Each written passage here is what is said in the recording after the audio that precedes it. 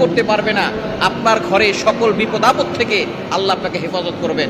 আল্লাহর গুণবাচক দুইটা নাম রয়েছে, এই গুণবাচক নাম করে আল্লাহর কাছে দোয়া করলে আল্লাহ পাক রব্বুল আলামিন সেই দোয়াগুলো কবুল করেন। আল্লাহ পাক রব্বুল আলামিন নিজে বলে দিয়েছেন, কোরআন খুলেন 9 নম্বর পারা 13 নম্বর পৃষ্ঠা 4 নম্বর লাইন, সূরা আরাফের 180 নম্বর আয়াতে রব্বুল আলামিন বলেন, ওয়ালিল্লাহিল আসমাউল হুসনা ফাদউহু বিহা। আল্লাহ পাক রব্বুল আলামিনের গুণবাচক কিছু নাম রয়েছে, এই নাম করে কোনো ব্যক্তি যদি দোয়া করে আল্লাহ পাক রব্বুল আলামিন তার সকল দোয়াগুলো কবুল করে নেন। গুরুত্বপূর্ণ দুইটা নাম।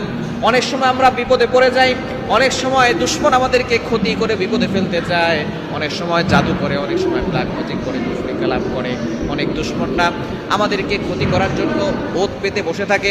আপনি যদি রাত 12টার পরে অর্থাৎ শেষ সময়, মধ্যভাগের পরে শেষ সময়, এই সময় যদি আল্লাহর দুইটি গুণবাচক নাম পড়তে পারেন, আল্লাহ পাক রব্বুল আলামিন দুশমনের